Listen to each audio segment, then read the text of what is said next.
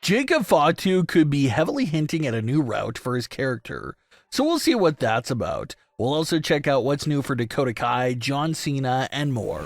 Starting things off with Jacob Fatu and revisiting something he just did, because there's some serious potential there of him hinting at something major. And this specific thing in question is Jacob's new profile picture. Jacob recently uploaded his profile picture to a photo of Colin Farrell's version of the Penguin from the latest HBO TV series.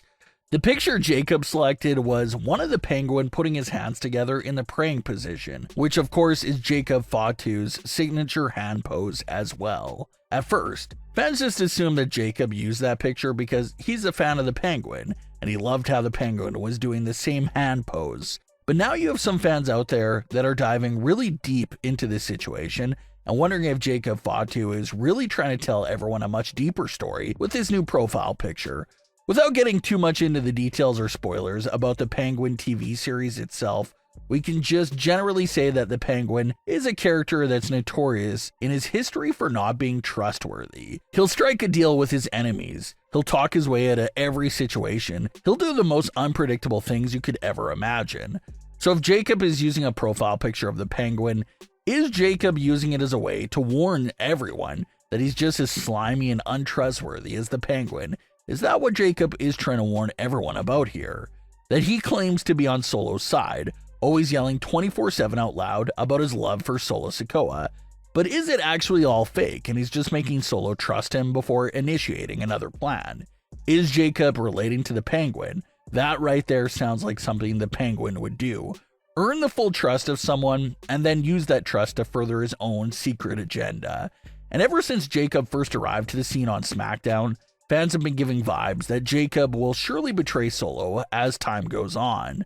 Not to mention that Solo Sikoa has been doing some pretty wrongful things to Jacob in months past. Like when Solo stripped Jacob of his tag team title and forced him to hand it over to Tonga Loa since his enforcer did not need a title.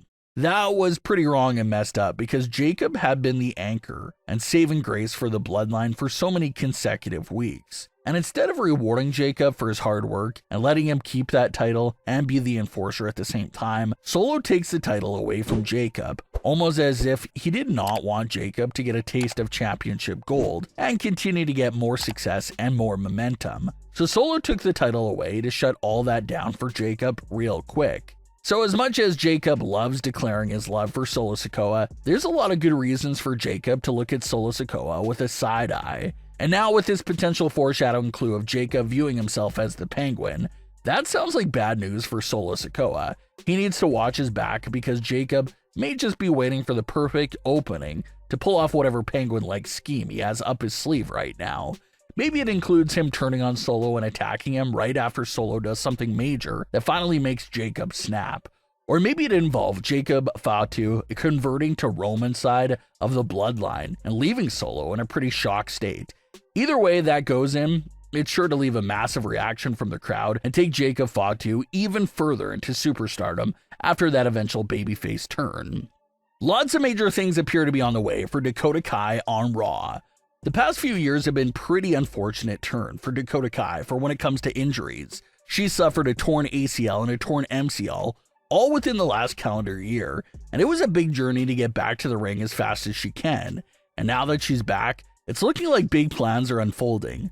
What made fans think that this was the case was the fact that Dakota Kai got her own little vignette and hype-up package on Raw recently. So the fact that they put a little video package together really to reintroduce Dakota Kai to the audience and highlight her ambitions, that has fans thinking that something big has to be in store for Dakota Kai. And the big announcement that Raw just made could be connected to those plans. Adam Pearce just announced and revealed the brand new Women's Intercontinental title that will be up for grabs exclusively for the Raw Women's division. There was some confusion there after the Women's United States title was first introduced. It sounded like the United States title would be co-branded title for the women's division at first, but that turned out to be wrong. Raw and SmackDown will each have their own mid-card women's titles. SmackDown exclusively has the Women's United States, and Raw will now exclusively have the Women's Intercontinental title. So the introduction of the Women's Intercontinental Championship makes a lot of sense why we've been seeing things pop up, such as the Dakota Kai video package. They're highlighting a lot of members of the women's division because these women could be ending up playing key roles in the tournaments for the mid-card titles. So Dakota Kai is a big player to watch out for with the Intercontinental Championship. Another big superstar in Raw who's eyeing the Women's Intercontinental Championship closely is Zelina Vega. Zelina still has her entire Push Zelina fan movement behind her. She's been very vocal about new opportunities being needed for the women's division, and well, now she got her wish with this introduction of the Women's Intercontinental title on her brand of Monday Night Raw. The WWE mid-card women's titles have been a popular rumor all year long, and they're no longer a rumor at all. Both titles are real and have been arrived on the scene for Raw and SmackDown. The only thing left to be seen right now is if the titles will be booked in a meaningful and impactful way, because time is quite limited on WWE television. Both Raw and SmackDown are only 2 hours long at the moment. So these shows will have to find a way to fit the men's world titles, women's world titles, men's tag team titles, women's tag team titles, men's mid-card titles, and now women's mid-card titles all into these 2-hour programs. So that's the big concern here. Fans and superstars are happy with titles being introduced. Now we just gotta hope that the titles stay meaningful, and that even the new champions do not get lost in the shuffle on these shorter WWE programs. Big news just dropped in terms of John Cena's farewell tour. DC Comics' James Gunn just announced that Peacemaker Season 2 has officially wrapped filming. This was the TV series that's been keeping John Cena busy in recent months. But with filming now being done for the new season, it looks like this was the final project standing in the way of John Cena and his final run in WWE. The details of John Cena's farewell tour still haven't been officially revealed quite yet in great detail, but the 2 dates that are locked in and confirmed for Cena as of this very moment is the Raw Netflix premiere on January 6th and the 2025 Royal Rumble just a few weeks after that. Sure, it's possible he could return before that and surprise everyone, but it's looking like January 6th will be the official start of John Cena's final run in WWE. John Cena is not expected to work a complete full-time schedule, but he did reveal that he will be competing at all the major premium live events in 2025. And another thing Cena already confirmed is that this farewell tour will not be finishing at WrestleMania 41.